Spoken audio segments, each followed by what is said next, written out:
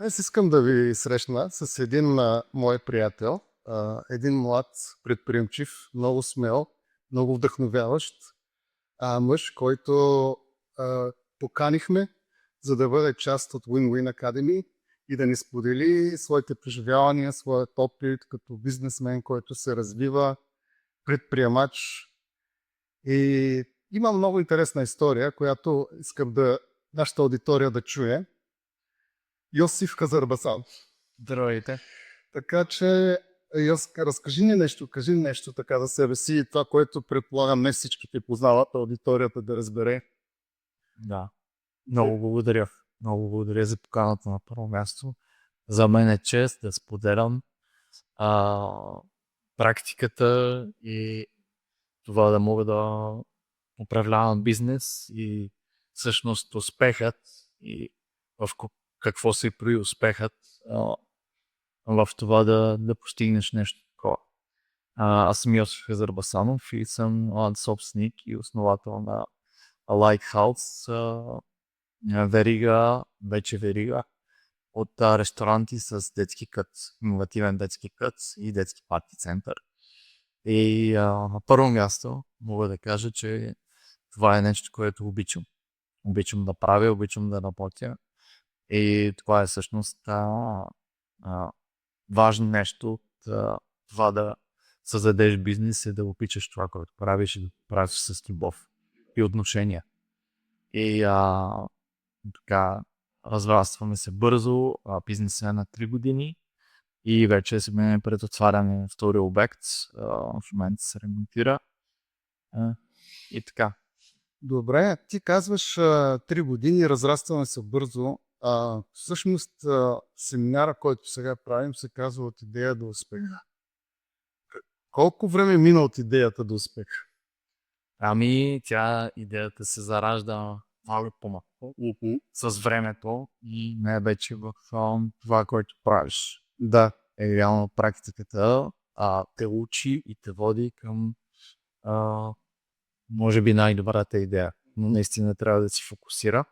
Трябва да горе-долу да знаеш какво правиш. Разбира се, младите хора в училище, в израстване, много не са насочени точно какво ще правят. Или техните родители ги насочват в повечето случаи даже. Но всъщност, като влезеш в попрището, което обичаш, попрището, което харесваш, повече и повече се изгражда тази идея и реално зависи от теб дали ще се превърне в реалност. Зависи от вече дисциплината, която имаш, за да постигнеш този успех. И всъщност не се изисква толкова много като финанси, дори и като време, да започнеш нещо такова, какъвто и да е бизнес. От твоята епищност да го започнеш там е най-трудното, но разбира се и практиката играе голяма роля в цялото нещо, в моя случай в ресторантьорския бранш, в хотелиерството и въобще едно такова гостоприемство, да хоспиталиш, да хоспиталите, да се грижиш, да се погриждаш човек и да го направиш щастлив. Всъщност ти имаш предистория на цялата тая, нали, на твоята история, която е, че ти си бил преди това актьор. Да. Доста неща си купил, така да се каже, като ноу-хау. Да. Гледал си на чуж гръб, нали, къде са грешките. Аз съм чувал такъв пример, че предприемачеството е като айсберг. Нали. Ти гледаш нещо, което е внушително, но това, което не виждаш, е 3 пъти по-голямо и то е като основата, нали, за да се види отгоре каквото се случва. Абсолютно. Аз реално, като човек, все повече и повече след всяка цел, която постигам, повече и повече осъзнавам, че се наслаждавам, но всъщност повече в това, което не се вижда от хората, в това, което е водата, във водата, 90%, да, така е казано, които са във водата и не се виждат, защото наистина е по-трудно, но понякога се проваляш дори, но реално в това да постигнеш нещо, целият този напън и всъщност аз се наслаждавам, това се нарича, нали, помин, хормона на щастието, но това на тази мотивация да постигнеш нещо. И всъщност усещам, че повече и повече се наслаждавам в това време, отколкото като постигнал успеха, отколкото ако направя най-високия си оборот.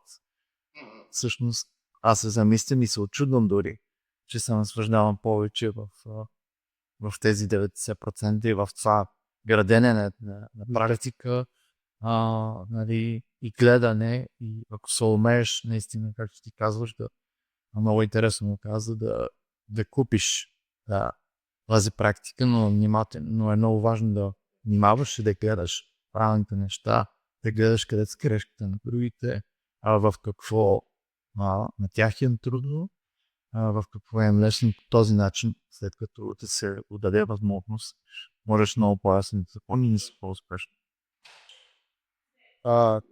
Сещам се за един пример. Обикновено тези филми, значи малко отива в една посока, но сега ще видиш, просто ми следи мисълта. Обикновено тия филми с взаимоотношения, когато мъжът харесва жената, тя не му харесва, после пък тя го харесва, после пък нещо става, нещо, някаква измама, лъжа, нещо се случва. А как той не разбра това, как тя не разбра това? И в крайна сметка след много перипетии идва хепи енда, в който те заживели мирно, нали, щастливо, нали, и всичко като че ли свършва вече. Те заживели, това е края на историята. А всъщност това е общо взето началото на историята. И с бизнеса аналогично, хората като видят някакво успешен и казват, той е успешен, това е, трябва. А всъщност това е началото на едно пътуване, в което ти просто се наслаждаваш на пътуването и няма точка, която да кажеш, ето стигнах до 10, сега съм вече успешен. Успеха е пътуване и преживяване. Абсолютно. Съгласен съм. Да. И в един момент ти става като някакъв спорт, нали, в който се кефиш да го правиш и то става ужасно. Те вече не е да си посрещаш нуждите, е нещо такова. Абсолютно. Наслаждаваш се. И също мога да добавя на това, че забелязвам, че в голяма част на хора, които предприемачи, които започват нещо, когато достигнат до този успех, те спират. Да. Когато достигнат до 10%, те си мислят, че това е край. Да. И в повечето случаи се отпускат и остават, те пак се наслаждават на живота, на това, което имат в момента, но остават на едно място и в този бърз и забързан свят с тези интимни неща може да ти изиграем много. Едното да, че може да това нещо в един момент да пропадне, другото, че то просто това ти е мотивация да живееш, да си успешен, то не е просто само цифри, това е начин на жизнен и да бъдеш полезен за хората около тебе, помагаш на другите. Те успяват, си даваш работни места, влияеш на територията, на която ще оставим. Добре. Аз съм едно поколение, ти си друго поколение. Де факто моите деца са повече поколение, горе-долу, Z, нали, поколение Z. Така. И аз често да ти кажа, не всичко разбирам от това поколение, начина по който комуникирате, по който разсъждавате. Но интересно ми е да чуя от тебе и ти, примерно, типичен пример ли си за хората предприемчиви ли са на твоята възраст? И ако не са, какво ги спира? Да. Реално наистина поколенията си са различни. Мисленето, начина на действие, взимане на решения, комуникацията. Да, абсолютно. Различно, нали, поколение. Но някакси специално за мен аз някакси съм се научил и съм бил обучаван от старата школа. И специално в този бранш, в който съм, също така съм и музикант. Образование, да, човек не изкуството. И вярвам дори, че изкуството и съм за това. Дори да не се занимаваш професионално с това, да го изучаваш, защото то ти дава една основа, която даже няма общо с поколенията. А те учи на много неща. Възпитание, ако да ни не желева, да уважаваш. Аз съм благодарен на Бог за това. И реално, дори в моя бизнес, моя бранш, аз съм бил учен в старата школа и съответно гледам да се умявам и двете неща, начин на мислене на моето поколение, начин на мислене на по-възрастните и реално като един съвет, който мога да дам, как да си общуваш от страна на теб като по-старо поколение, от страна на новото поколение. Към мен е съвет. Да, Добре. и всъщност и към мене, но реално, понеже ти ме питаш, бих казал това да си равен с човека, с който приемаш нещо, да си равен с човека, в който влизаш с нали, било то бизнес, съдружничество или просто работите заедно, защото се случва често, ти знаеш, че в различните поколения върват заедно, правят неща заедно за обществото. И съм го видял това, когато за мен е лично, това някъде слезе на моето ниво и има това уважение, а не просто ти си млад човек, ти не разбираш на мене, това е си остава една основа, на която да се видят взаимоотношения, независимо кое. Ти ми казваш, че си музикант и аз се сетих за един пример. Всеки човек си има някакъв типаж, има си някакъв темперамент, някакъв характер, някакви умения, таланти. Талантите са даже вложени ти ти почваш да ги развиваш, но те са там. Или ги има, или ги няма. Примерно не за всеки е да стане музикант. Да. И се сетих за един пример. Аз съм в сферата на недвижимите имоти. Този пример е много интересен. Нали, по-старите къщи, селските къщи от едно време, те са градени с камъни. Дялани камъни.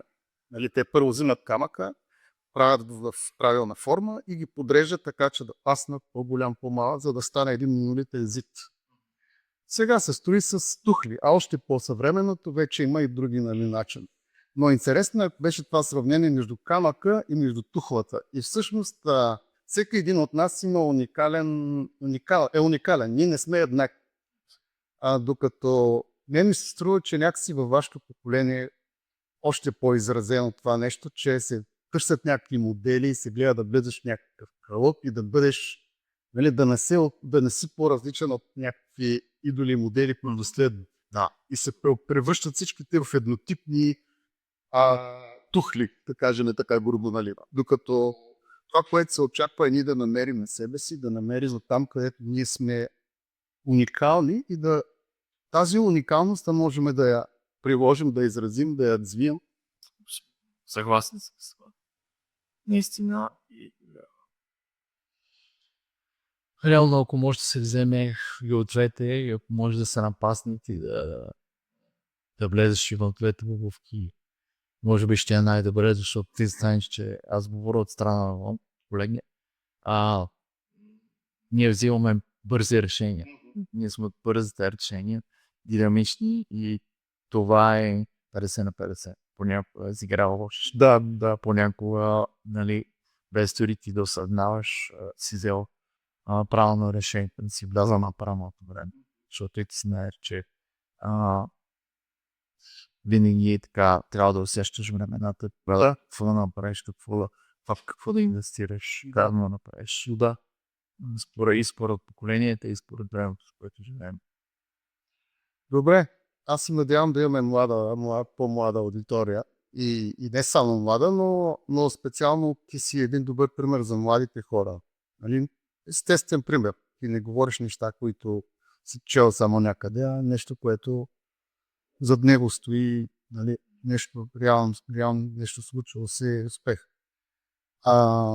Какво би казал като послание към младите хора? Да ги мотивираш да са по-смели, да дръзнат, Какво според тебе имат нужда да чуят преди всичко? Бих казал това, с което ви започнах, реално във всичко, което правиш, да го правиш с любов, отношение и по този начин наистина инвестираш в себе си, има и една фраза от книгата Богат беден татко, в която той ни учи, нали, не работи за пари, работи за опит, работи защото след това ще ти си изплати това. Да. И реално, както го кажеш на младите, да не го възприемат много, но аз съм го преживял и наистина дали ще си чистач, дали ще си мияч, аз съм бил, нали, доста неща съм работил, но във всичко съм правил с отношение и съм се стремял да го направя по най-добрия начин. И след това ми се отблагодарява, дори и сега в бизнеса, начина по който управлявам екип 15 човека. Това всъщност е едно от най-приятните, нали, щастие за мен да виждам как един човек идва по един начин, дори без опит, той се издига, той израства в този бизнес, само и само заради това, че съм му дал, нали, карт бланш. За това, че съм му дал, нали, поле, в който да си яви и да покаже себе си и всъщност да израсне. И, нали, първо бих казал, във всичко, което правите, нали, с отношение и любов, и наистина ще успеете. Защото ако правиш нещо без любов, по-добре не го започвай. Ако говорим за бизнес, за предприятие. И аз съм това мнение. Супер.